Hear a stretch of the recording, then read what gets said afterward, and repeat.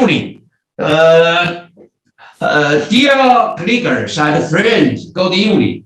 Welcome to the Professor Glacier's second lecture, The Value of Truth. As usual, I will give a short introduction to Professor Glacier. This is the Professor Glacier. The information about her. I got she received his PhD from Columbia University. He works on truth, epistemology, philosophy of logic. His area of competence, logic, language, metaphysics, analytical philosophy, Kant. She's right now the professor of Department of Philosophy at the University of California, San Diego. He had been actively chief for the important international philosophy journal incessantly for 5 years. Right now, he is one of editors, the Journal of Philosophy, the top journal of philosophy. Right now. He is several books author. He will publish her book Logical Consequences by Cambridge University Press, forthcoming. Epistemic Friction, an essay on knowledge, truth, and logic, published by Oxford University Press. The Bounds of Logic, Generalized Viewpoints, MIT. Truth as human value. The topic of these 3 lectures. She is writing this book, will be published.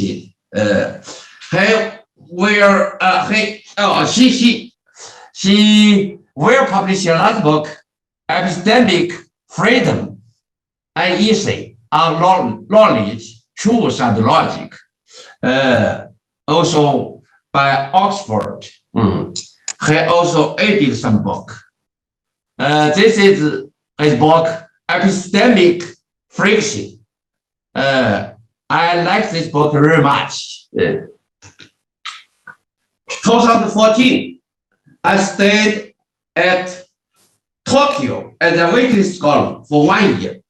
Over there, I wrote a paper on Quine's conception of truth and logic truth. I searched for the relevant bibliography and downloaded Professor Glacier's many papers and read them and like them. My position about logic and truth is quite close and similar with her. Of course, he thinks more broadly, deeply, and bravely than me, and writes much better than me. Moreover, I met Glacier personally at the University of Tokyo when she was invited to deliver a lecture over there. 2016, I invited her to do 4 lectures about knowledge, truth, and logic at Beijing University. She also attended and delivered a keynote speech in international conference on paradox, logic, and philosophy, organized by myself at Beijing University in 2016. You see? 2018, I was funded by Peking University to visit Professor Sher at the University of California, San Diego for 2 weeks. We together finished a long interview, which was later published by the Forum of Philosophy. 2019, I invited Sher as a keynote speaker to attend international conference on how to do philosophy, meta-philosophy, and philosophical methodology organized by myself at Peking University. So, this is her. This year, I invite her to do 3 lectures on truth and their human value. Tonight, she will deliver her second lecture, The Value of Truth. Next year, I will do the 3rd lecture, Moral Truth. This is Dr. Lanshuang, my former PhD student, nice lady. He will do some comments and ask some questions to Professor Sher. Now the time is for Professor Sher's lecture. Please and welcome. Okay.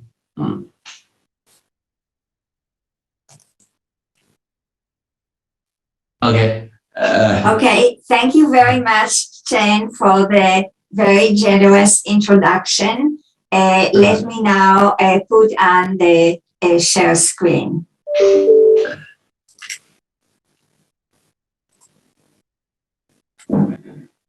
Okay, today I will talk about the value of truth.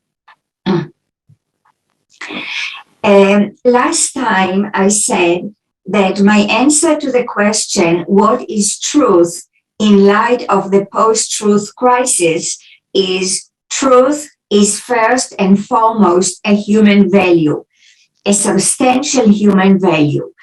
And the task of a theory of truth is to investigate this substantive value and explain its place in human life in a substantive manner. What do we lose in a post-truth world? We lose a human value that is essential for our physical survival, but beyond that is also essential for our humanity. A human value that is constitutive of our humanity. Just as what we lose in a post-justice world is that part of our humanity which consists in having the human value of justice, so what we lose in a post-truth world is that part of our humanity which consists in having the human value of truth.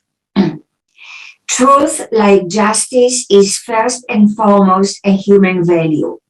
And it is the importance of this value for human life and civilization that explains the magnitude of the loss we will experience in a full-scale post-truth world.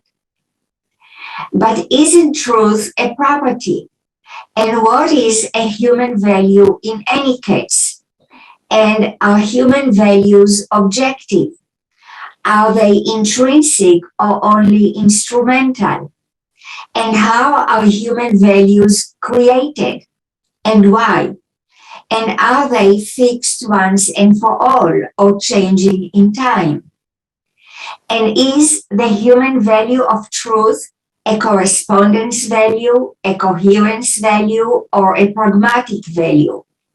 And if it is a correspondence value, is it the naive, overly simplistic, and frankly useless value of a copy or a mirror image of reality? And if not, What kind of correspondence value is it? And what exactly does the human value of truth do for humanity? And how can we defend it? Today, I will explore a few of these questions. I said that truth is a human value, but isn't truth a property? Isn't truth a property of sentences? Yes, truth is a property, but it is a property of a special kind, a property associated with a human value. Each human value V is associated with a cluster of norms, and a V bearer has the property V if and only if it satisfies these norms. Thus, an action has the property of being just if it is satisfied by the norms of justice, and a thought has the property of being true if it is satisfied by the norms of truth, the norms associated with the human value of truth. Question: what norms are associated with the human value of truth? Answer: such norms as speak the truth and seek the truth. In a few moments, I will say more about truth, but first let me dwell a bit on human values. Question: what are human values? My proposal is: 1.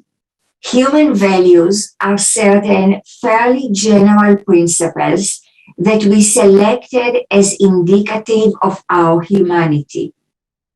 They are associated with our vision of what is worthy about being human. A paradigm of a human value is justice. Truth is another human value. Human values are both objective and a matter of choice.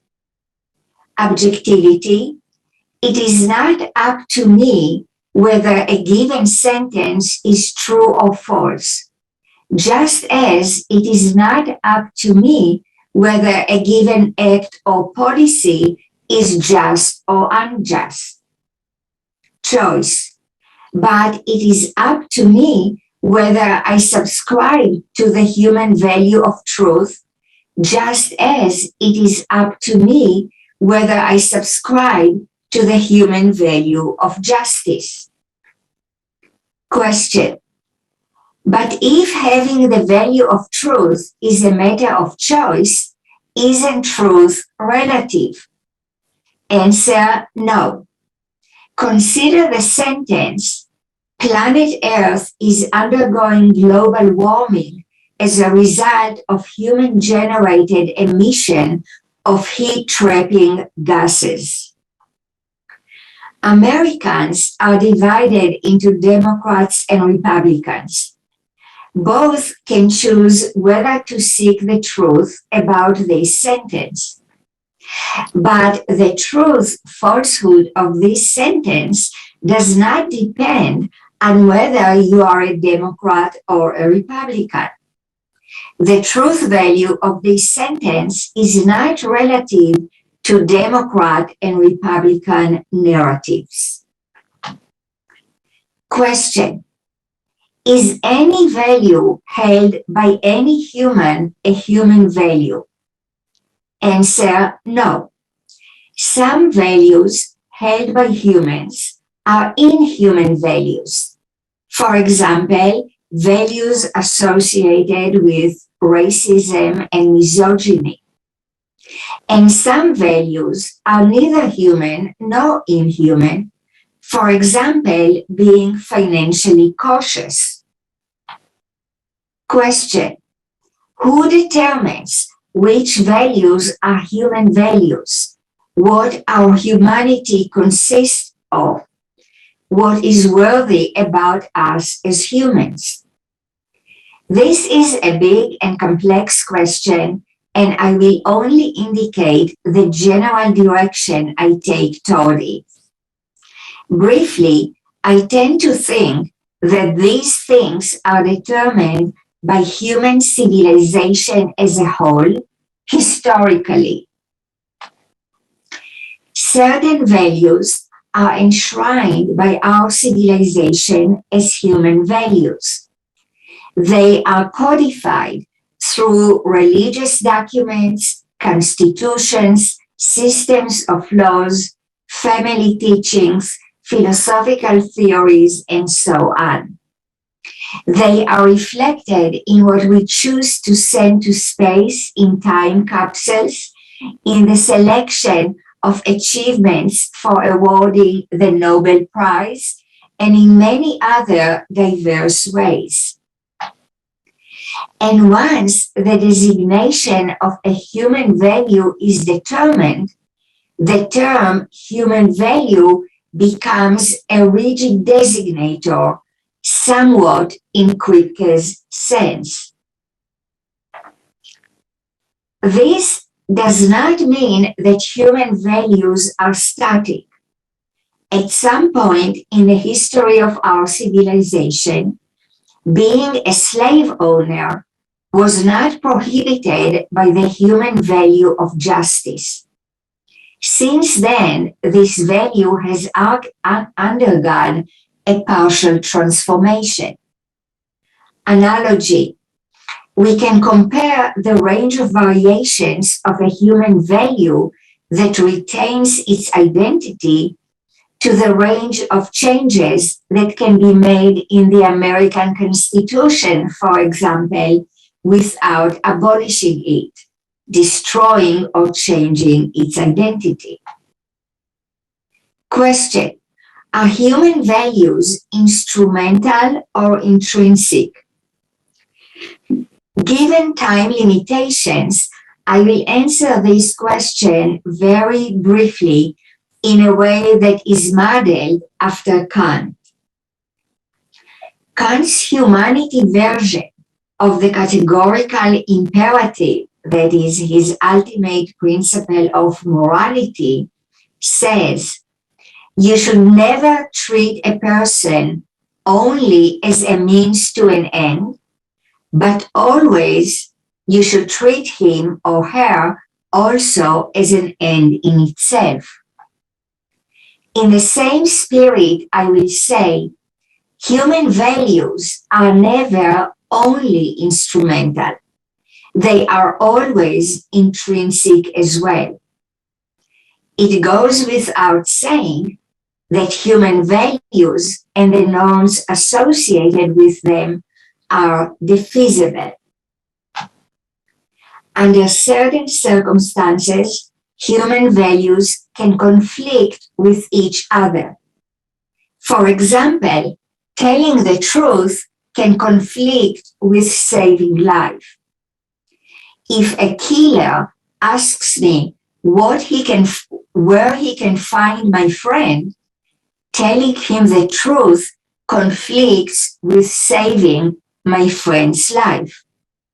In such circumstances, we have to decide or choose which value or combination of values is paramount. Let me end this section with a note on ontology. Ontological questions are often used as a trap for views that affirm objective values. Maki, for example, rejected objective values on the ground that they are bizarre or queer objects. But rejecting objective values on this ground is unwarranted. One, bizarreness is not a relevant consideration. This is a well-known argument against Maki. Much of what modern science tells us about the world is very bizarre. That's not a reason to reject it. But there is something more. Ontology is often the last thing or one of the last things we should determine about a given subject matter rather than the first thing. Why? A, there is much to find out and say about values before determining their ontological structure. Their ontological status. Even in this short presentation, we have said a lot of things about values without touching on their ontology. B, parsing our subject matter in terms of objects and properties may be very natural for humans, given the structure of natural language. But theoretically, it is an open question whether these categories are suitable for dealing with values. The ontology of values is an open question. The fact that values seem bizarre when treated in the way stones and trees are treated means nothing. Values differ from trees and stones in many ways. C. General ontology is largely shaped by considerations of systematization, which inevitably distort the truth about borderline and unusual cases like values. D.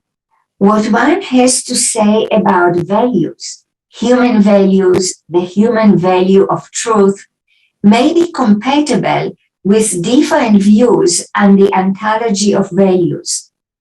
If we adopt a particular ontology of values, then those who object to this particular ontology on any ground will reject our theory. But they should not, because our theory is not committed to this or any other particular ontology. Second section. The value of truth is a non-naive correspondence value. We can now proceed to talk in greater detail about the content of the human value of truth and the norms associated with it. Some of these norms are moral in character, others are epistemic, and many are both. Here I will focus on the epistemic value and norms of truth. To understand this aspect of truth, let us begin with the epistemic dimension of our humanity. Four significant aspects of the epistemic dimension of our humanity are: 1, we humans desire to know and understand the world as it is, not as it is convenient or useful for us to think it is, or as you wish it were or will be, or as we are afraid of it is, but as it is. And not just practically, but also theoretically. 2, such knowledge is something we cherish in its own right, but it is not something that we automatically achieve. Our cognitive resources are limited, and this makes us prone to error. There is always a potential gap between what our theories say about the world and how the world is. This is where truth enters into our epistemic life as a value, a guide, a set of norms that help us deal with this potential gap. The value and norms of truth help us conduct our epistemic endeavors, given our epistemic goals on the one hand and the difficulties we are facing on the other. Given our intrinsic commitment to knowledge, we are intrinsically committed to truth. The moral dimension arises from the fact that commitment to the value of truth means commitment to telling the truth in the epistemic sense, even when this requires great courage, as in exposing corruption, and even when it involves risking our lives, as in speaking to power. The value of truth provides us with a standard of correctness for our statements and theories.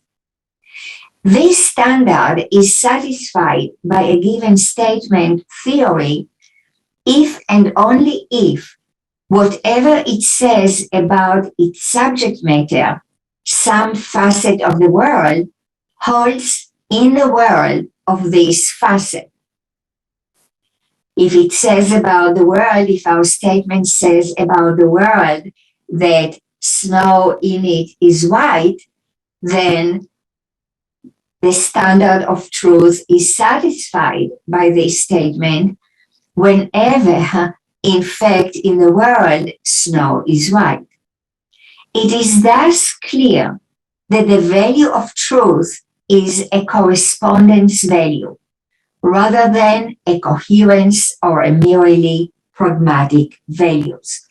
We care about whether in the world itself snow is white, not whether everyone around us believes that snow is white, or if at the end of inquiry everyone will agree that snow is white.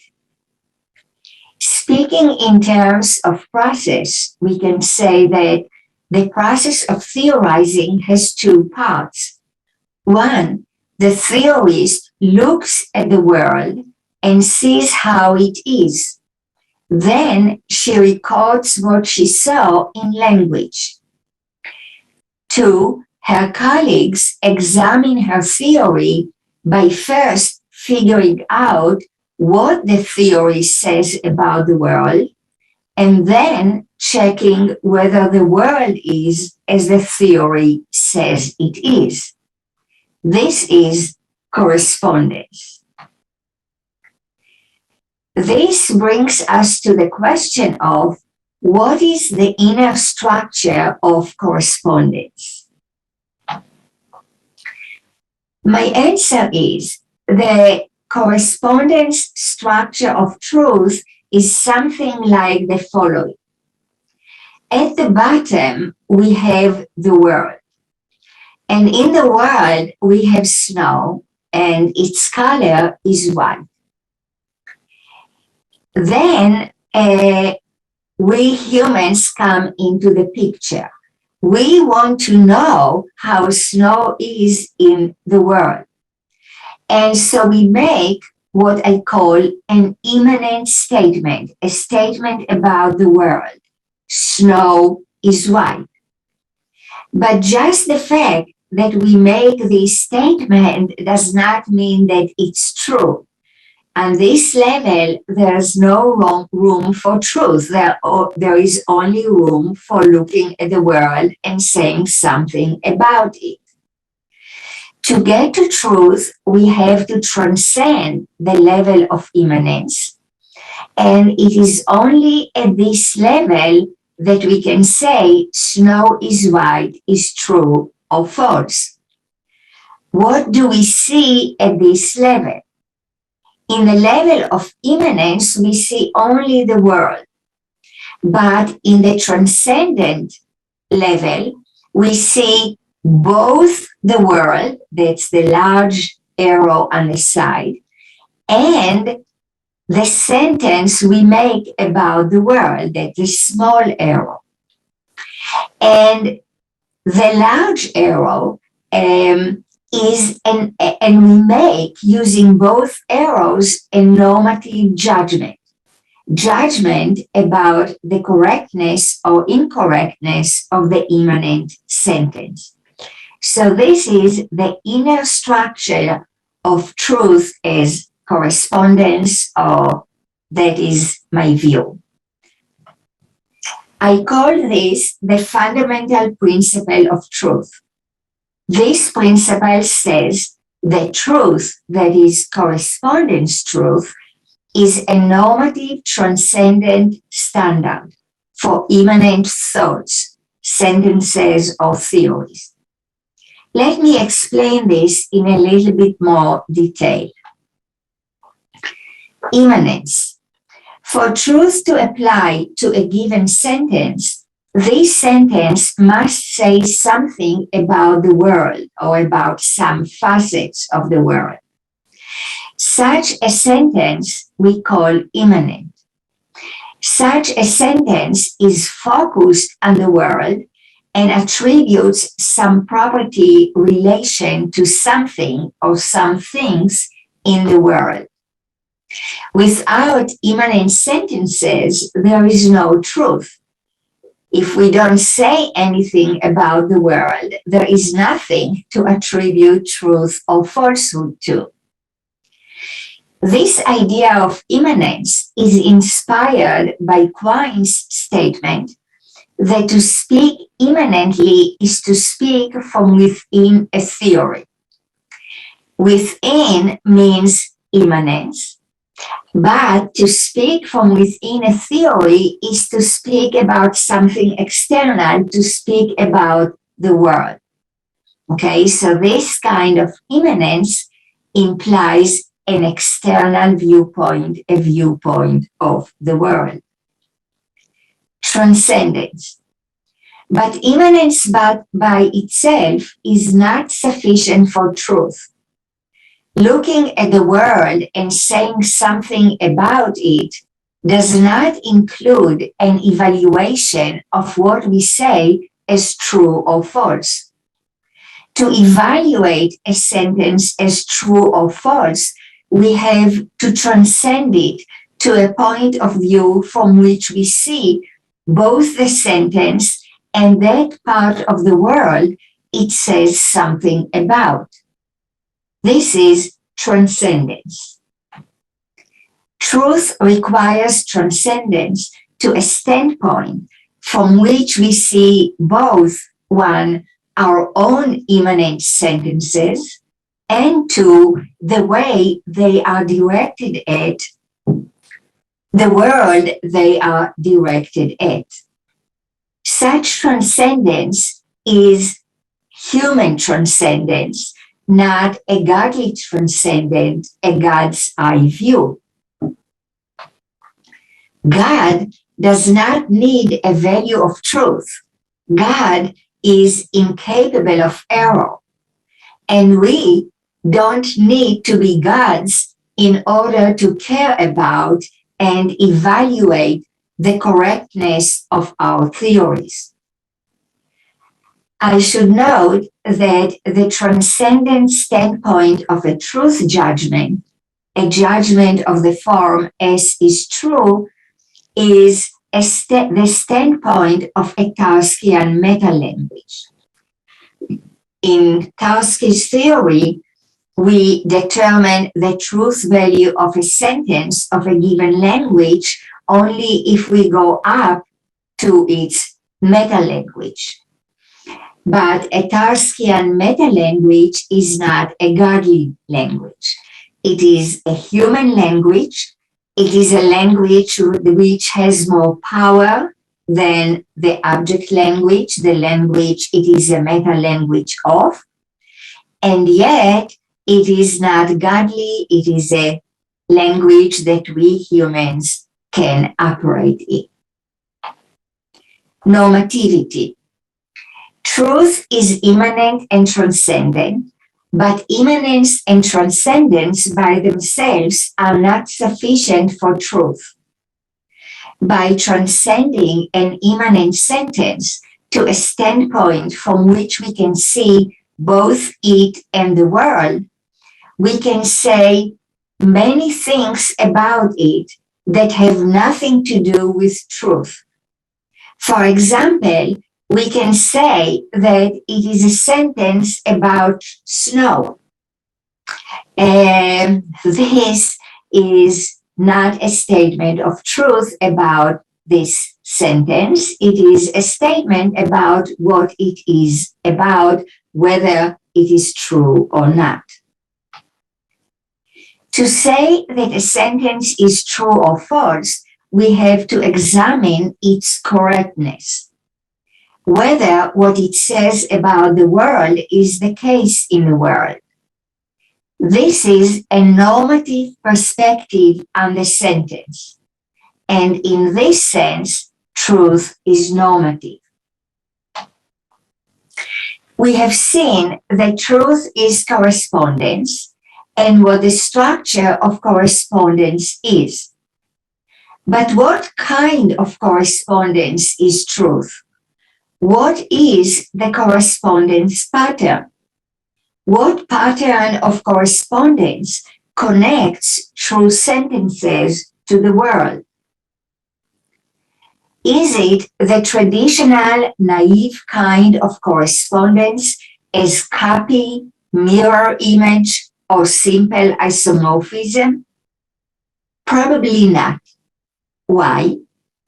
Because the world is too complex for the human mind to access it in one simple way. Compare these three sentences. 1. Snow is white is true. Higgs bosons exist is true. 1 + 2 is 3 is true. As far as we know, all these sentences are true. But how are they connected to the world? What is the correspondence pattern that connects them to the world? The route from Higgs bosons exist to the world is highly complex. It might involve a picture symbol on a computer screen, a highly complex process using a highly complex apparatus such as the Large Hadron Collider in Geneva, connection with worldly features of Higgs bosons such as zero spin, no electric charge, great instability, and so on. So you see that this process of correspondence, of the connection between the sentence and the world, and how we can figure out whether it's true or false, is a very complex process.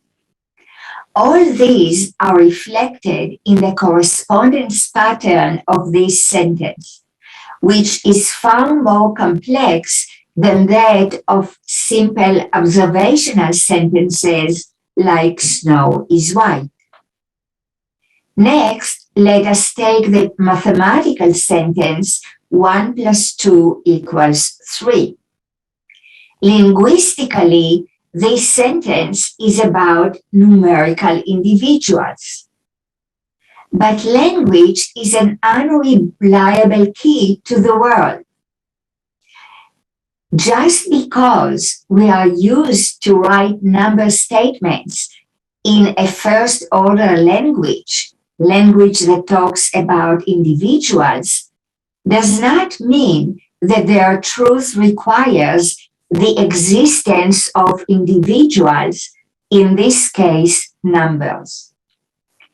What corresponds to numerals in the world could be higher level cardinality properties rather than numerical individuals. After all, when I say, for example, that there are more than 3 individuals in this Zoom room, what makes this true is not the presence of a numerical individual 3 in this Zoom room or elsewhere in the world. What makes it true is the fact that the property is a person in this Zoom room has the second level cardinality property larger than 3. So, mathematical truth may be indirect. 1 plus 2 equals 3 is true, if and only if in the world the disjoint union of the cardinality properties 1 and 2 is 3. Let me explain. The value of truth says that in each area of truth, say mathematics or physics, we should determine first whether there is something in the world for sentences or theories in this area to correspond to say correct things about. If there's nothing in the world for mathematics to say something true about, there is no mathematical truth. Second, we should determine how, given our cognitive and linguistic resources on the one hand, and the complexity of the relevant part of the world on the other, our statements or theories can correspond to that part of the world. For example, in the case of mathematics, it is possible that there are no mathematical individuals, numbers in the world. So arithmetic sentences cannot correspond to facts involving mathematical individuals. But it's possible that what there is in the world are second-level cardinality properties.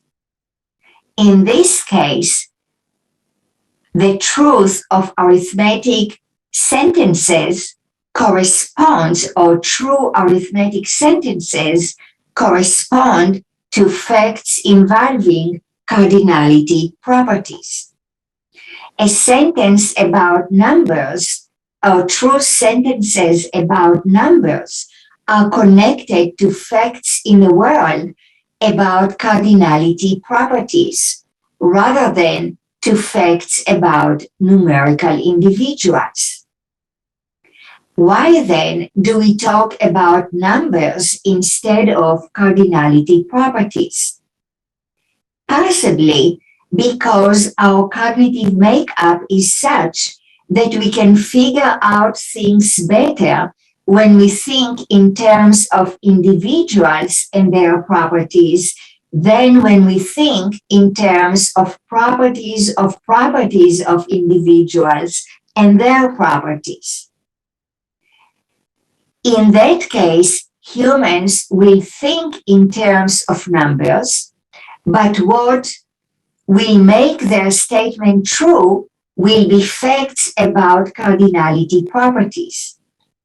Mathematical correspondence will be indirect yet systematic.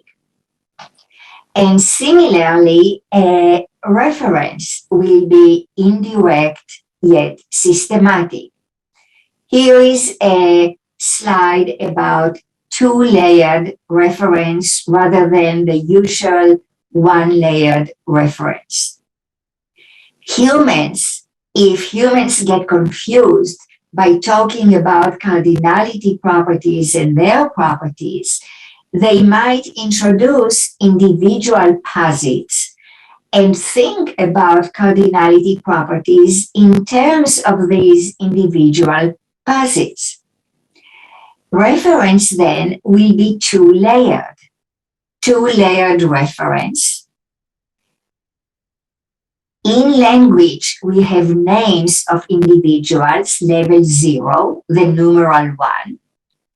This refers in step 1 to a posit, which is an individual, the posited individual 1.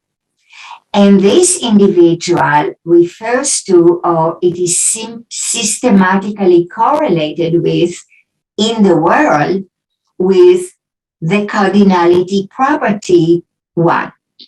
So the numeral 1 refers indirectly in a complex process to the second level cardinality property 1.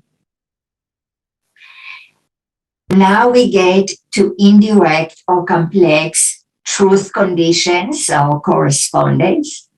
The sentence 1 plus 2 equals 3 is true if and only if, on the level of posits, the operation plus applied to the individual posits 1 and 2 yields the individual posit 3, if and only if, on the level of reality, the disjoint union of the cardinality properties 1 and 2 equals 3.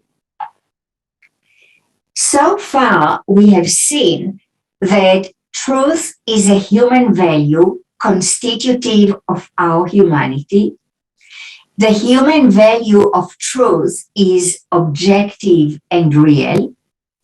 It reflects humans' commitment to understanding the world as it is.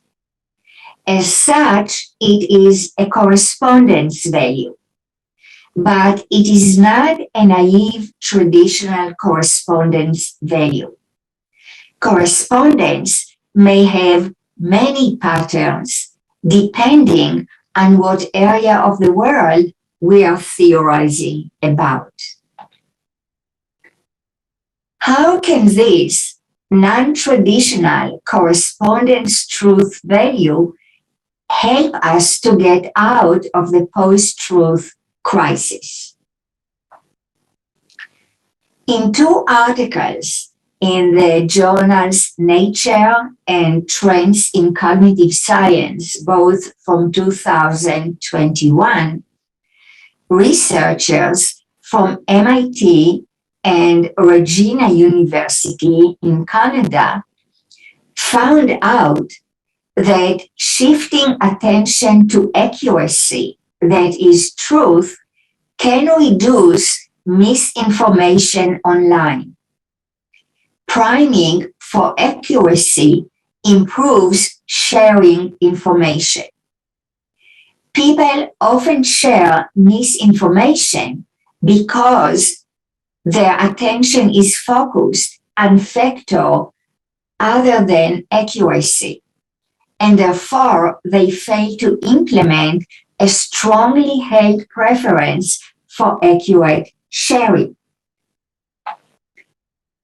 The researchers say our results challenge the popular claim that people value partisanship over accuracy and provide evidence for scalable attention-based interventions. Furthermore, the researchers found out that people who are more reflective are less likely to believe false new contents and are better at discerning between truth and falsehoods, regardless of whether the news is consistent or inconsistent with their partisanship. Another interesting observation is reported by Hannah Arendt in the 1940s, or was reported by Hannah Arendt in the 1940s and 50s. Arendt reports about the difference between being guided by truth, where by truth she means correspondence truth, and being guided by consistency, that is coherence truth.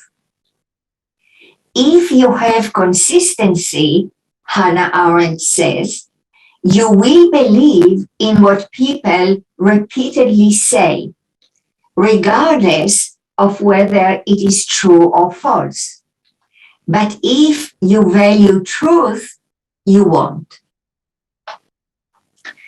What these researches and observations suggest is that treating truth as a human value and not just as a property of some sentences and not of others, treating truth as something we care about and falsehood as something we loathe and try to avoid, is a way to combat or at least reduce the frequency of the post-truth attitude.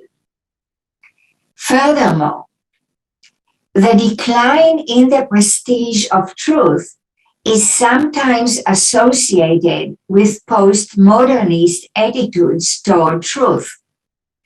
And these attitudes, in turn, are often associated with criticisms of the correspondence conception of truth, as in the case of Richard Rorty. See, for example, his book, Philosophy and the Mirror of Nature. To the extent that we develop theories of truth that are clearly not subject to the flaws that Rorty and others found in existent correspondence theories of truth, we can combat these attitudes. A few influential criticisms of the correspondence theory of truth are: 1, it requires that true sentences correspond to the world as it is in itself in a Kantian sense, that is, a Kantian thing in itself. But such correspondence is impossible for humans. A Kantian thing in itself is, by definition, inaccessible to humans. Another criticism of the correspondence theory of truth is that it requires that we transcend a given sentences to a God's eye standpoint, something that is also impossible for humans. We have some people think, Rorty, for example, thinks that in order to apply the principle of correspondence to sentences, we need to go to a standpoint of God who sees everything and knows everything. And this is impossible to humans. A third criticism of the correspondence theory of truth is that it conceives correspondence as a simple copy or mirror relation. But this relation does not exist in fields like mathematics. In mathematics, we cannot mirror mathematical facts, and so on. But by developing more sophisticated correspondence theories than traditional correspondence, we can take the air off postmodernist criticisms of correspondence, like Rorty's. For example, the new correspondence theory delineated above does not require either correspondence with a Kantian thing in itself or transcendence to a godly standpoint, or simple copy or mirror image correspondence patterns. The new correspondence theory looks at the world as it is itself, as the regular thing, not the Kantian thing in itself. The correspondence it requires is a human correspondence, and the transcendence it requires is a human transcendence. And the pattern of correspondence has to be as complex as it needs to be. As a result, the postmodernist attack loses much of its force.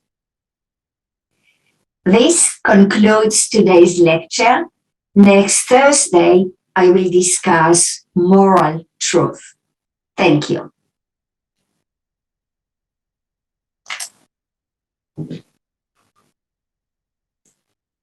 Thank you, Professor Sher, for your informative and stimulating lectures. Now, Dr. Hu Lanshuang, is your turn. Okay, may I start? First, I would like to thank Professor Chen for inviting me to be the commentator of this lecture. And I'm very glad to see Professor Sher again online. And maybe she is more familiar with me by the name of Rose. You can still call me that. That's my English name. And my main field of study is truth theory, and Professor Sher is one of my most favorite contemporary philosophers. And I'm familiar with many of your views, such as Morphism invariance, correspondence pluralism, and foundational holism, and so on. And I think what impressed me most is that she can always focus on a big topic and a big philosophical questions, and she can discuss them systematically and comprehensively. And her answer to different philosophical questions can finally be linked and supported each other. So this is the reason I like her work. And back to today's lecture, and Professor Sher showed us a view theory of truth. A view theory of truth, and showing that the truth is intrinsic human values, and which is central to our humanity.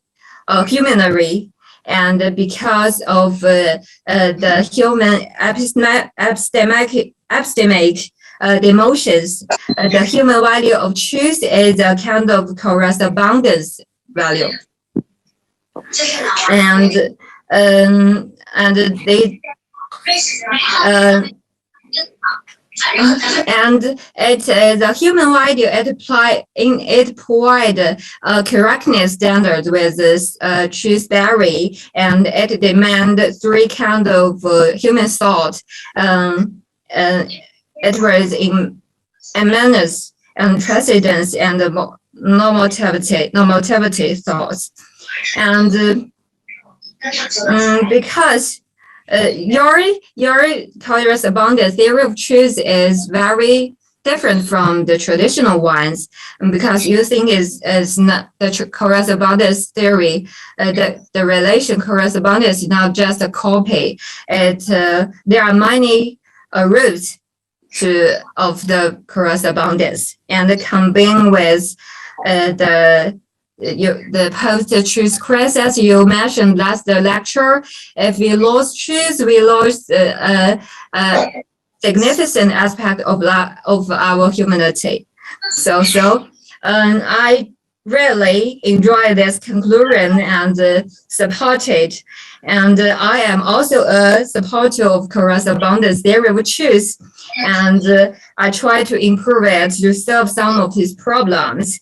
But I have never thought to raise it to this high level, and I just always fall into some specific problems. So this lecture inspires me a lot.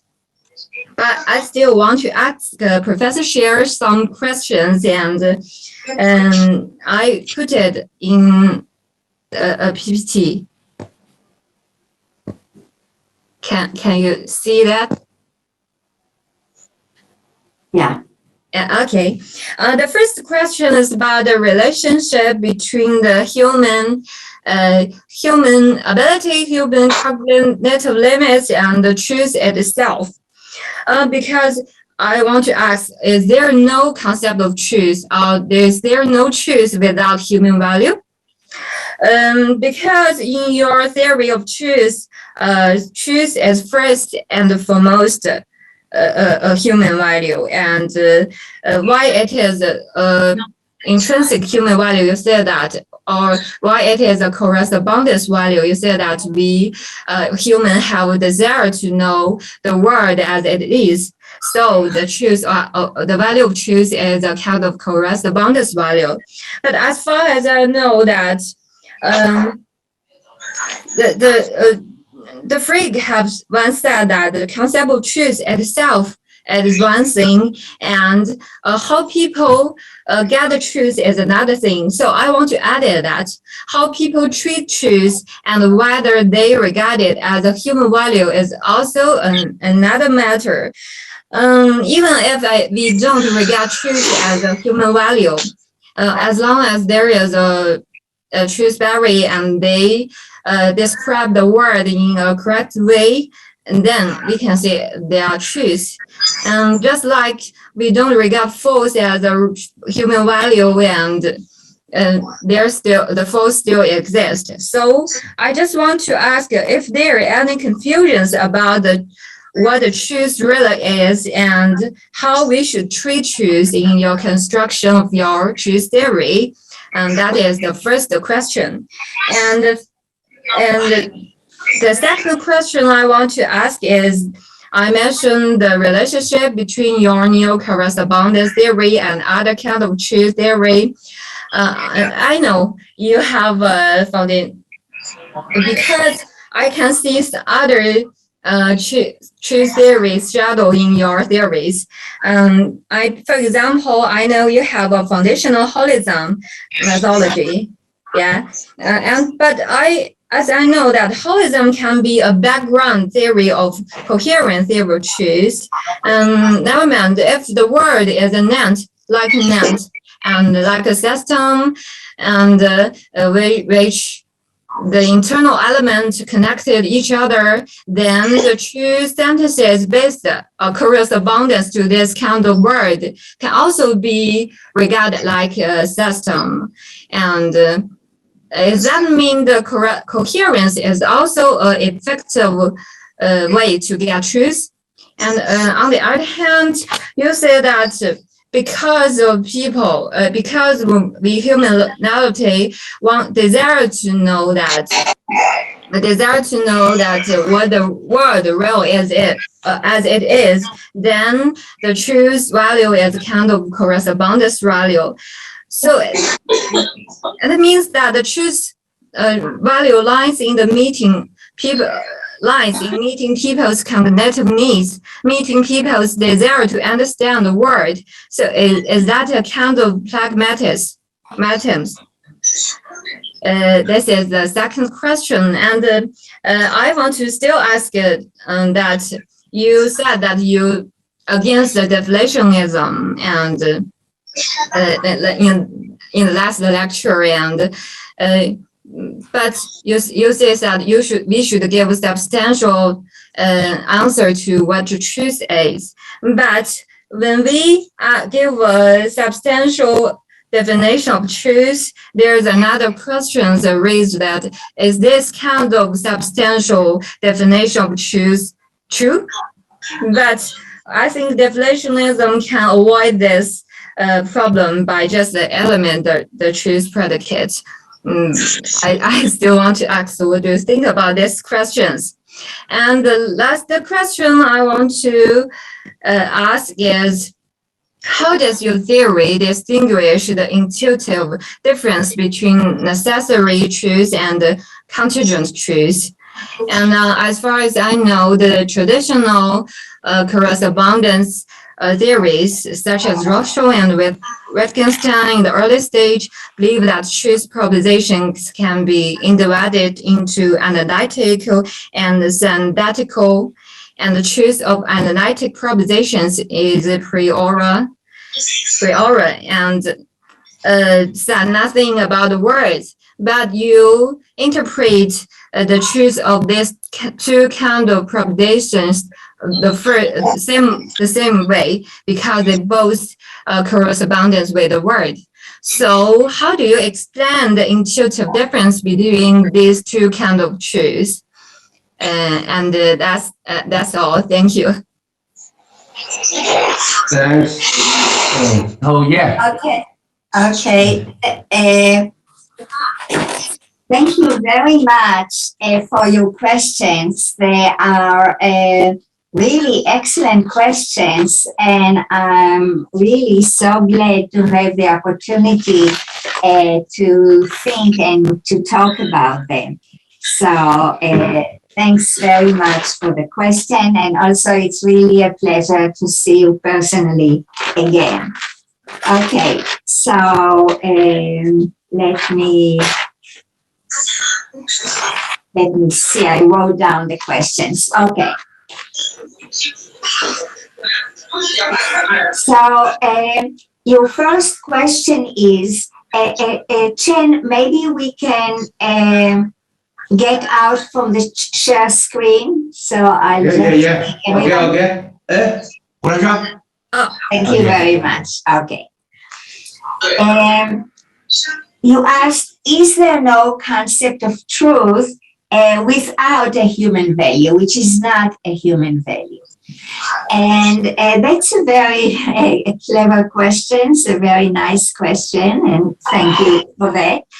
And the question is really, how do we determine what truth is? So you rightly say that, we can look at how people use the word truth.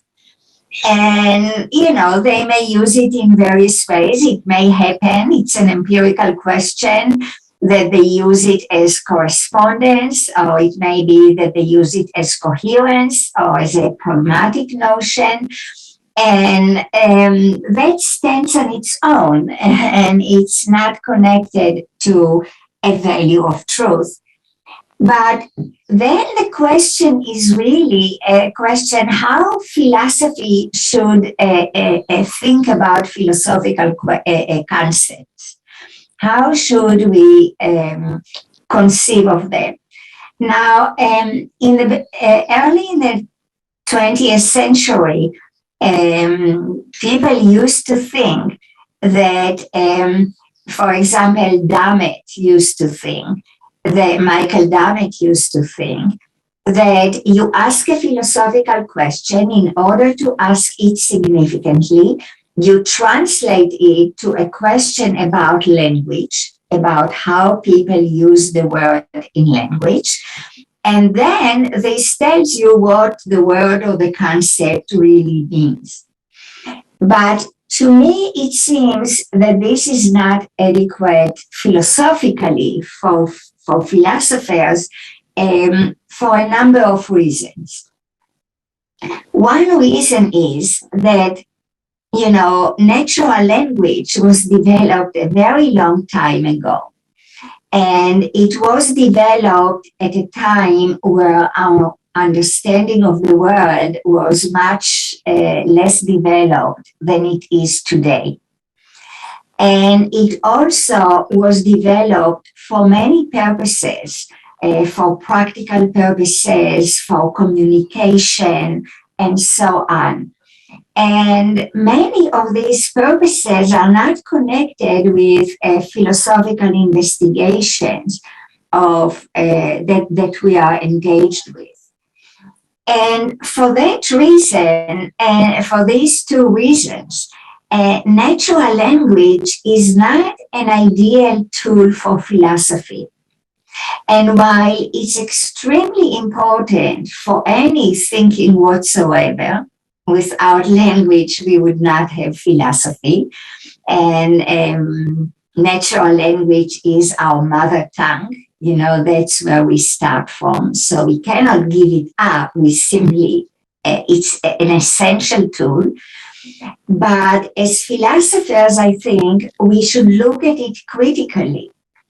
And we should ask whether it is adequate to express our current thoughts about ideas and about questions and about the world. And so it's not clear to me that, the way we use natural language is a good guide for philosophy. And so that is the first point. The second point is that I think that philosophy always has not just a descriptive element, but also a prescriptive or evaluative element. And this element is how should we use the concept of truth, or how should we understand truth? And this is not completely clear. Now, the way I approach it is in some way in a functional manner. I ask the question, why do we need the concept of truth? What function truth fulfills or plays in our cognitive life? And then what I think is that in order to do this, we have to understand humanity. And we have to understand what knowledge is for humanity, for our civilization. And although much of knowledge in our civilization is directed at practical purposes and at solving practical problems, this is not the only goal of knowledge. And I think that one of the things that are special about humans is that they go beyond their everyday needs of survival and of material flourishing.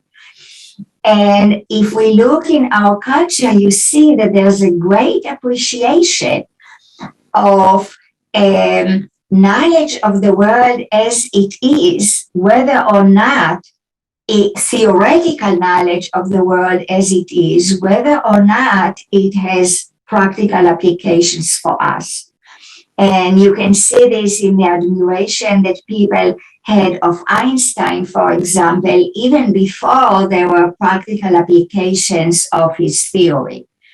Because the very idea that he succeeded in developing such an amazing theory of the world that we didn't succeed earlier, and even though this theory uses non-Euclidean geometry that none of us can actually imagine and can actually work with in our everyday life, still did not reduce this admiration. And so if I look at what is special about humans, that they aspire for knowledge both for practical but also for theoretical reasons, and the knowledge they aspire for in both cases is knowledge of the world as it is, this leads me to think that for humans like this, for creatures like this, truth must be correspondence rather than coherence, or a merely pragmatic value, or merely pragmatic principle. And so this has an element, a normative element. It is because I think all of us appreciate the human desire for knowledge, theoretical knowledge of the world as it is, that the notion of truth that we ought to use is a correspondence notion. Okay, so this is the reason, the reason that I think of it as correspondence. And also the reason I think about it as a value, because to the extent that we value knowledge of the world for its own sake, or knowledge of the world, any knowledge of the world, and to the extent that we are limited creatures which are prone to error, and to extent that we want to prevent error, we have to treat truth as a value. We have to treat truth as something that we value, not just an accidental property like being red or being large or being small or something like this. And finally, I want to say that I think that philosophy has a certain obligation to be able to treat the main questions that human beings face in each period, in each era. And one of the problems we face today is the problem of post-truth, society, or very prevalent misinformation and disinformation. And I think that a theory of truth should be able to address these things. And here I may be already going to your questions about deflationism, both deflationism and coherence and pragmatic conception of truth. I think that these theories are unable to confront the problems of post-truth world. They cannot tell us what is wrong in this kind of society, in this kind of world. And it is just because deflationism does so little and does not consider truth deeper than it is irrelevant in some way. It is humanly irrelevant. It is irrelevant to the main questions concerning truth that we humans face today. And coherence is also irrelevant or misses the point, because in a post-truth world, everyone doesn't care about truth. And so we have coherence. But what we don't have is respect for correspondence, respect for truth with the world, that is correspondence with the world, regardless what everyone around us thinks. And so for that reason, I think both that it's important to appreciate that truth is a value and not just a property, although it is also a property. And it's also important to recognize that the value that we aim at, that we respect, is the value of correspondence truth, and that the problem with a post-truth world is that we give up this value. This is what the problem is, and finding ways to preserve this value is how we can deal with the problem. So this is an answer to a few of your questions, though not all. Would you like to respond, or should I continue? No, you can continue. Okay. Your second question, and it's also an excellent question, is about holism. Mm-hmm. Now, I am a foundational holist.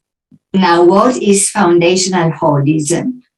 It means that the traditional philosophical desire to provide a foundation for knowledge and for truth and for logic and for morality and for all these things is very important.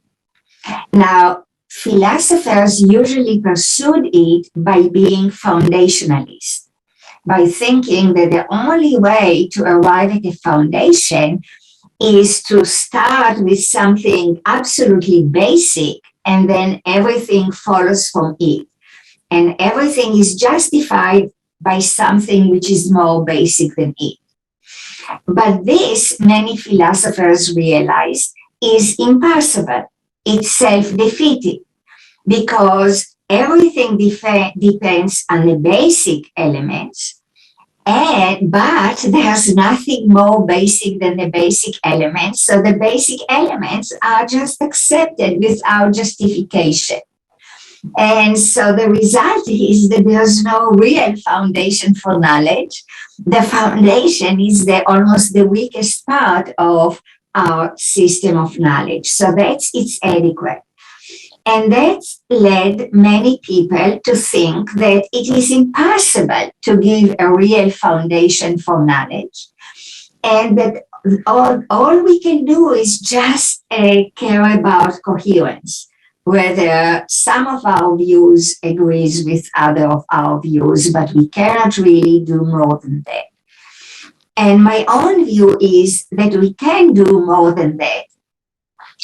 But the way to do it is not to take the foundationalist route, which is self-defeating, but rather take a holistic route, not in the traditional sense of coherence, but rather say that human beings have many connections with the world. And also what they say about different aspects of the world is also interconnected. And one way to improve our knowledge of the world is first to exploit all the large variety of ways in which we access the world. So we don't have this linear ordering. There's one thing which is basic and everything follows from it. There are many ways in which we access the world. And the process of accessing the world is a process that goes in stages. In each stage, we use everything we have, all the theories we have, and all the tools we have to access the world to improve our understanding of the world. And then this will give us progress, but not perfect foundation. But then in each step as we go forward, we can improve our understanding. And so we get a better and better foundation, but never an absolute or a godly foundation. And so if you want to ask the question between foundational holism and the opposed view and say coherentism, if you want to ask what is more important for us, not to have a foundation at all, which is what the coherentists say, or to have a gradually improving foundation which is not absolute and perfect, but which is improving step by step. And this is why I believe that this is the better way for us to go, not to give up the foundational project, but to go about it in a realistic manner, in a manner that humans can really make progress in, and not in an ideal foundationalist manner, which doesn't lead anywhere. And so that is how I look at it. And then you also asked, and that's a very good question, isn't that a pragmatic approach to truth? This idea of, the North vote. We use what we have at the time to do the most that we can in order to increase our knowledge. And I would say that, yes, there is an element in it. And I should say right now, I'm teaching a graduate seminar on pragmatism. And I call it pragmatism, the good, the bad, and the new. I think what is bad about classical pragmatism is that they don't have high aspirations for theoretical knowledge. They think that knowledge should be limited to what is practical. And I disagree with this. But I think that what is good with pragmatism is that they are realistic. They say that in order to make progress, you can do the best that you can given the tools that you have now. And I fully agree with them about that.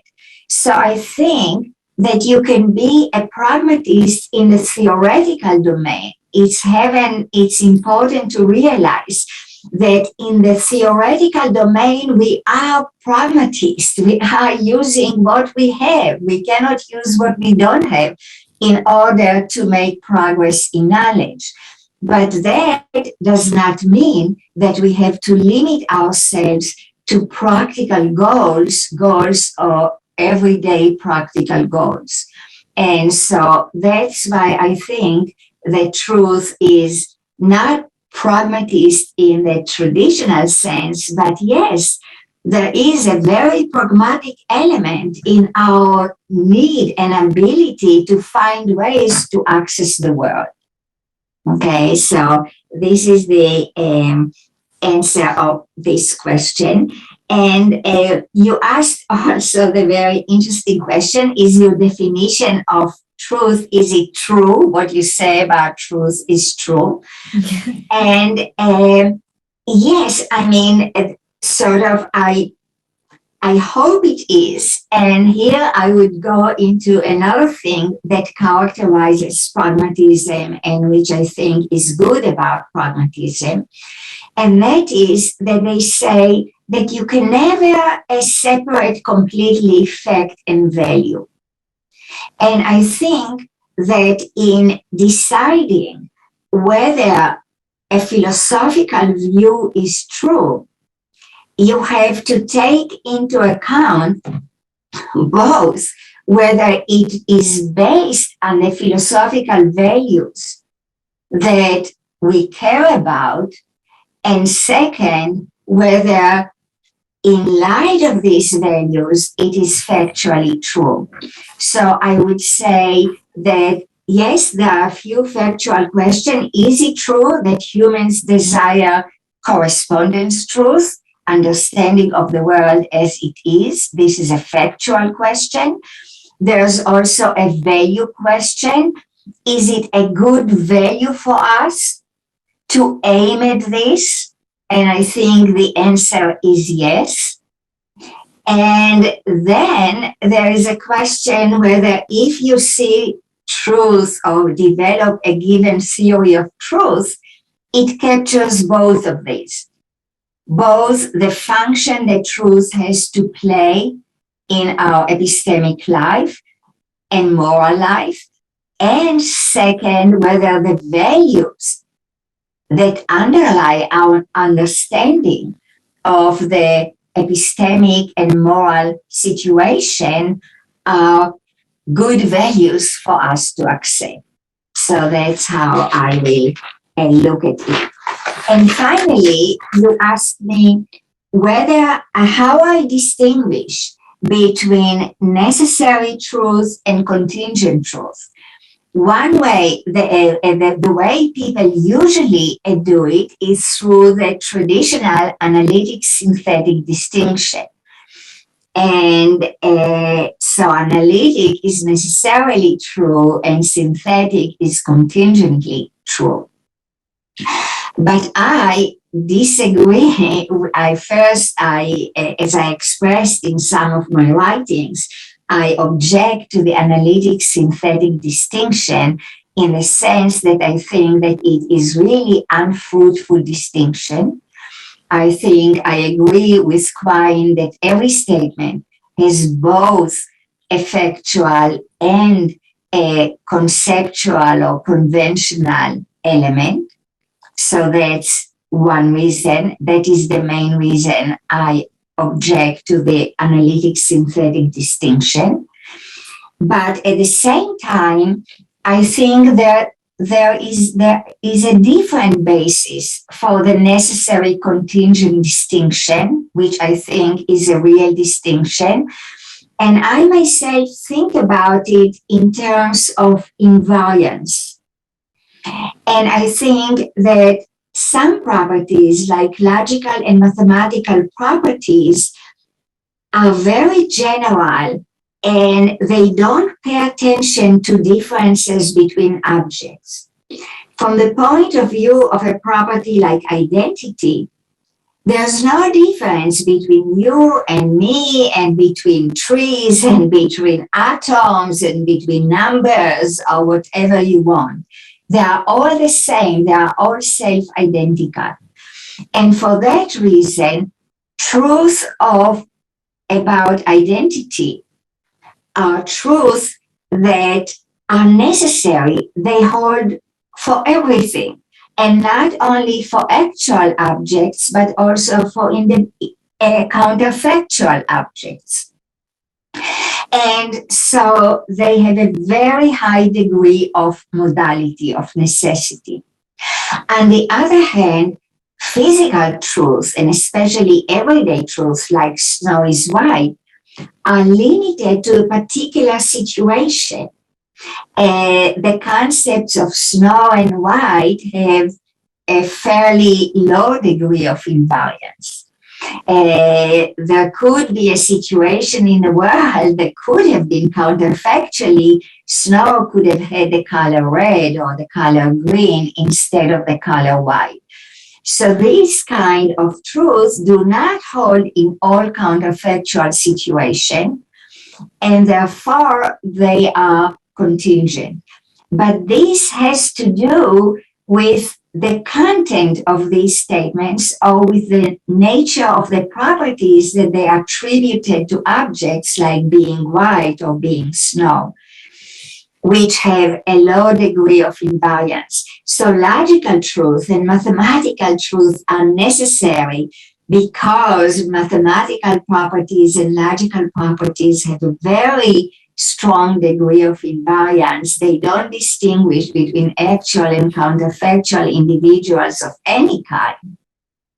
But physical truths have a lower degree of invariance, and that's why they are contingent. They don't hold for all counterfactual objects and situations, but only for some and primarily for actual situations. So without using anything like the analytic synthetic distinction, I still can explain the difference between necessary and contingent truth. So again, thank you so much for your questions. Thank you for your answer. I learned a lot. Thank you. The other persons ask question. Yeah, Professor Yu Jie from computer science. He had a question, short question. Yu Jie在吗？ Yu Jie. Oh, I asked her for him. He want to know. You talk about the paper. In the Nature, 2 papers. I want to know the title of the 2 papers published in Nature. You want to know what? Say it again. I want to know the title of 2 papers published in Nature. I think it's very interesting. So maybe you can write in the chat room, or you send to me. I send to relevant people. Okay, here, let me just first show you here. You can see one of them. I take a picture. Yeah, you show this. Yes. Okay. Okay, one. And this is the second one. Second one. Okay. Yeah. Okay. Thank you. The 2 papers very interesting. So someone else for questions, comments.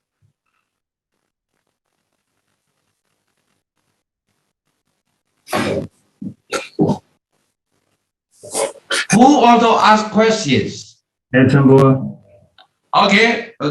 Wang Wenfang, Professor Wang Wenfang. Yeah. Hi, Professor Gila.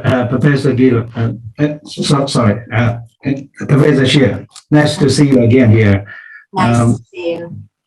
Yeah, I have 2 questions for your about your theory of correspondent theory of truth. Yeah. Okay, so you reject the copy version or the mirror version of correspondent theory of truth, but still you hold that a truth is still correspondent to facts in the world, even though say a simple truth can correspond to a very complex fact in the world. So I'm wondering if you still take the correspondence relation to be, say, from the set theoretical point of view, a one-one mapping relation, which means that each truth statement corresponds to only one fact, and different truth statements correspond to different facts. So if that's true, then there is, of course, a worry about an inflated ontology that Russell used to be worried about. Because if you take this theory to be true, then you have to accept that there are, say, negative truths and also disjunctive truths, conditional truths, and so on. And when I just heard that, say, you take, say, Quine's view that, say, there is no good distinction between analytic truths and synthetic truths, I think that what you mean is that, say, truths, even, say, analytic truths still are based upon facts in the world. So you have to also admit that, say, there are facts, kind of like, say, analytic facts, right? So there is a fact that, say, Wenfang is Wenfang, and there is also a fact that, say, Gila is Gila. And not only that, you also have to admit that there is a fact that everything is identical with everything. That is a general fact beyond those, say, individual facts. So what is say worry for me is to have such a inflated ontology. Maybe it's not a worry for you, but I'm wondering if you're willing to take this inflated ontology. That's the first question. All right, the second question is also related to your theory of correspondence theory of truth, which you did not mention in today's talk. You mentioned it in an article that I told you last time that I reviewed for the refractions on light. So in that paper, you say that your transcendent theory. So give a reply, actually give a solution to the Elias paradox, because the Elias paradox cannot even arise within your theory, right? So you dissolve the paradox rather than resolve it. Right. So in my review, I said that many people will just stand by your side on that particular issue, but I'm still wondering that how you will reply to, say, Grayling's paradox, which is very similar to Elias paradox, but did not appear to the notion of truth. So it doesn't require, say, ascendant. And which paradox can you repeat? Grayling's paradox. It's about the heterological predicate that which is a predicate about a predicate which is not true of itself. Yeah. So because Grayling's paradox doesn't involve truth, and many people think that Grayling's paradox has some similarity to Elias paradox. So they should have a joint or unified or uniform solution. But I don't know how you will reply to how you will apply your solution to the Elias paradox, extend your solution to Grayling's paradox. Yeah. Okay. So I raised that question in my reply, in my review, and I said that it would be nice to hear your opinion about this issue. I think it's time to hear your opinion about that. Yeah. Okay, and could I ask you, is your review in Chinese or in English? It's in English. It's published, say, say online. It's requested by Notre Dame Book Review. It's in okay, so I look for it. Okay. Yeah. Okay, so thank you for two really excellent questions, and I'm very sort of happy to think about them. Okay, so I think that you are right, that I would say that still correspondence is more or less one-to-one relation, and you are worried that if analytic statements, if mathematical statements or analytic statements in general are true about the world and correspond to facts in the world, then there are too many facts in the world and we have an inflated ontology. And you mentioned in particular Russell, who said, well, you know, I don't see disjunction in the world. I don't see negation in the world. What are they? Okay. So first, I would like to say that I'm not a Platonist, for example. But I think that if you look at what is real in the world, you cannot deny that objects and properties in the world have formal features or mathematical or logical features. Let me give you an example. We all agree that in this Zoom room, which is a real thing, there are many people or pictures of people or names of people, that in some way it's real that many people are participate or are in this Zoom room, right? But you cannot also deny that each of these people, each of us, is identical to him or herself. And that's also real about this situation. I am identical to myself. I'm not identical to you, and you are not identical to me, but you are identical to yourself. So this is part of the reality of this Zoom room. And it's also part of the reality of this Zoom room that the property is a person in this Zoom room has a certain cardinality. I don't know, here in front of me I see 13 or something. I don't know exactly how many people are here and in this particular Zoom room. And so this is part of the reality of this Zoom room, and we cannot really deny it, that there are maybe 13 or 15 people here and not one and not zero and not 100 and not 1,000. So this is really part of the reality of the situation. And if you look at another part of the reality of this Zoom room, is that you take the relation, the picture of A is next to the picture of X is next to the picture of Y. This is a relation, a real relation in this Zoom room.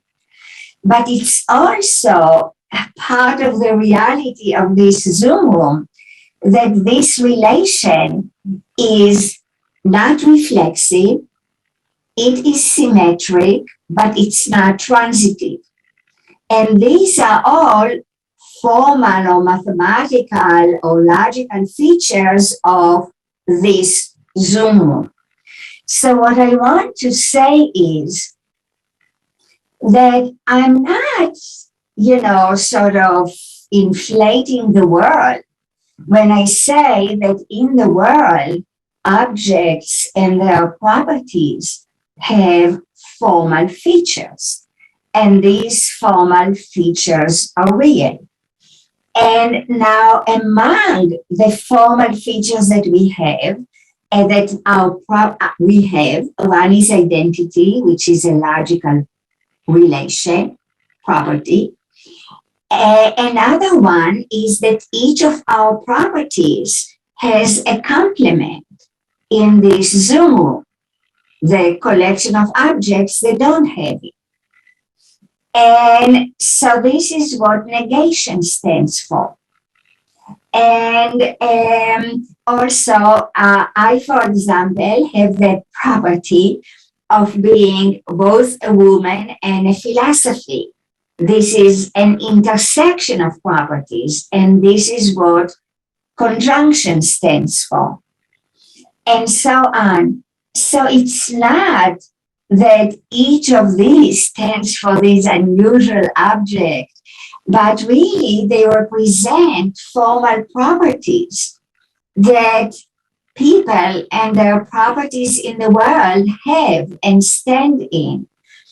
And so, and I should say about Russell that it's interesting that Russell himself says that the question of what is a logical property or what is a logical constant is one of the most difficult questions of philosophy, and he doesn't know how to answer it.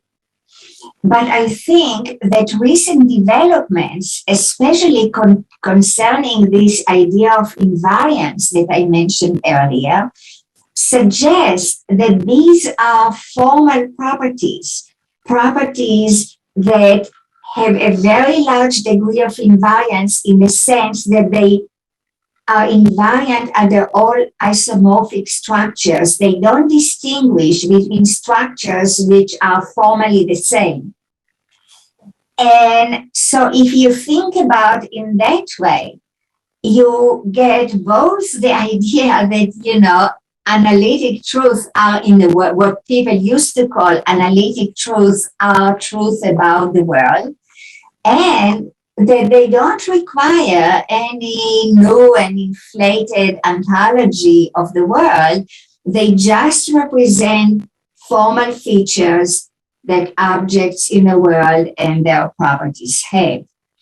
And so that is how I think about logic as logical truth as being based on correspondence without having this Platonic extravagant ontology. So this is the answer to your first question. And the answer to your second question is interesting. That you said that, I explained why the liar paradox dissolves by saying that, we always need transcendence. There cannot be both a sentence and its truth on the same level. So there are simply sentences like the liar paradox, which says, I am false, are just not well formed. And this is essentially the Tarskian solution to the paradox. And I say that it's not ad hoc, it really reflects this duality between immanence and transcendence. And the truth always rises in the transcendent level, so there cannot be a sentence which contains its own truth predicate. But now you ask, well, what about heterological? And I think I would say the same thing about heterological. Heterological is also a metalinguistic property. It's also a property which is transcendent. So a sentence cannot say about itself that it is heterological or not heterological. You have to go outside the sentence and then see whether the property that it attributes to object holds of it also or doesn't hold of it. So I think that that's how I will try to deal with questions like heterological, but I'm really glad you brought it because I fully agree with you. We would like to have a more unified solution to the paradoxes and not just a solution that applies to the liar alone. I wonder what you think about it. Let's say, if I may, I would like to go second question a little bit further. When you say that a sentence cannot be about itself because it would violate the transmission or transcendence or immanence requirement, but many people think that some sentences can be about itself. Sorry, some predicate can be about itself and also have some truth value. For example, we can say that, well, it's short. The predicate is short. So it's true of itself. And many people will say that, well, that's true. And also, the predicate is an English. It's also true of itself. Right. So many people have this intuition that some predicate can be about itself without violating, say, transcendence, say, requirement or immanent requirement. Yeah. So how will you respond to that? Yeah, so I think that here I would take again something that Tarski said. Tarski said that it is a special characteristic of semantic concepts that they connect language to the world. And that semantic concepts, it's unique to semantic concepts that, in my terminology, that they are transcendent and that they are not immanent. So a sentence cannot attribute a semantic property to itself. But this is not true for all predicates or for all properties. And so it will not be true about a property like is in English, which is not a semantic property, or like is short, which is not a semantic property. And I think that for that reason, even in proof theory, proof theoretical concepts, as Gödel showed us, can apply to themselves. And so this is unique to semantic concepts. And so that, and this explains the difference between the two. And but I do agree with you that when I'm talking about immanence and transcendence, I should really explain this difference and explain why the inability to combine them is special to semantic concepts and does not apply to other concepts. So it applies to concepts like is true and heterological, but it does not apply to concepts like is short or is in English. And I do have to think about it and think how to do this. So yeah, thank you very much. It's really something I didn't think about. Yeah, thanks. Thank you.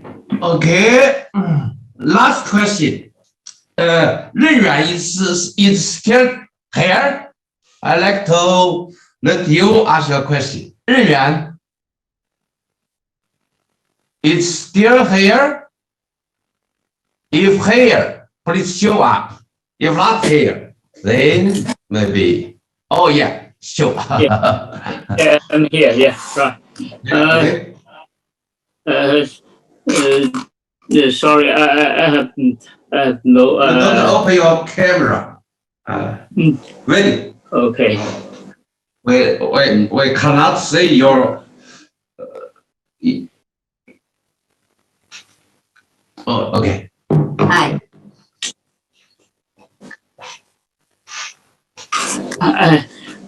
Nice to meet you again, Professor Gila, Sher. Yeah. I have no idea. It's just what's the question about I want to ask. But I think some talk about something about theory of truth. So I have read your paper on the invariance and the paper on the invariance and the logicality. Yeah. So you have two criteria of to judge if operator to be a logical constant. One is something about the model criteria, and the other is isomorphism criteria. So you mean that you need the correspondence theory of truth to sorry. You mean you have some substantial theory of truth, but not the deflationary theory of truth to construct the invariance criterion. So I want to ask why the deflationary theory of truth is why does the deflationary theory of truth is not your proper candidate of theory of truth? Why you must choose a theory of substantial theory of truth? That's a theory of correspondence theory of truth to meet the criteria of the logicality. Sorry. Okay. If I. Not so clear. I can't. It's very You follow? Yeah. Thank you very much. Yeah. Okay. Well, first, I'd like to say, different people use the term deflationist in different ways. And so what I object to is the kind of deflationist theories that, for example, Paul Horwich has. Okay, so I don't want to say that I object to everyone's deflationist theory, because there are many different people think in different ways about deflationism. But what I object to is that all there is to say about truth is the equivalence schema. The equivalence schema which says that the sentence S is true if and only if S, if and only if Snow is white is true, if and only if Snow is white. Now, this theory in some way does not distinguish the inner structure of sentences. It does not distinguish even the logical structure of sentences. It does not tell you in what way logical structure is different from, say, causal structure. It just doesn't say anything about it.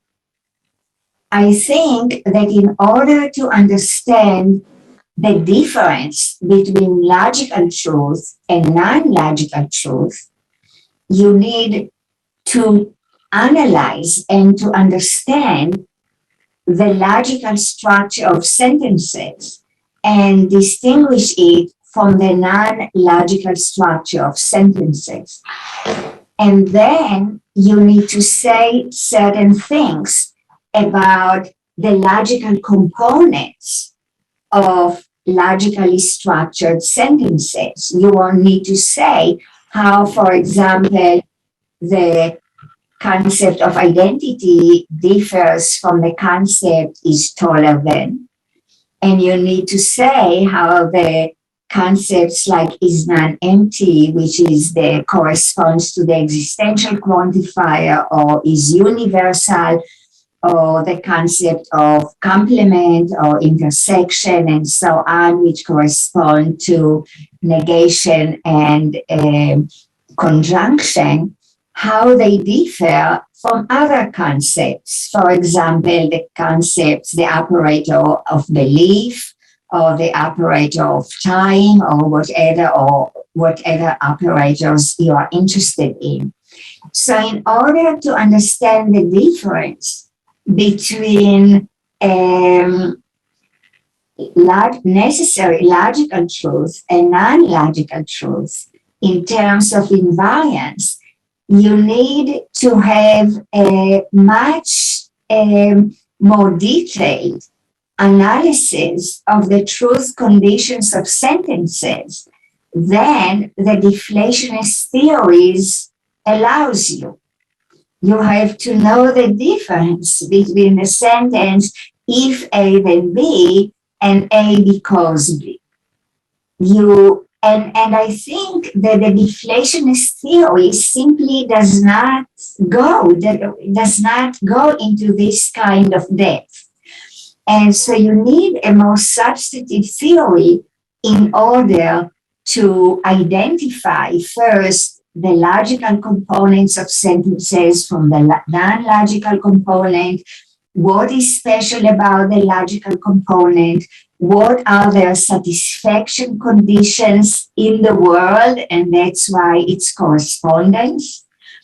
And the deflationist theory simply does not enable you to do it. It says that all you can say about truth is Snow is white is true, even only if snow is white and nothing else.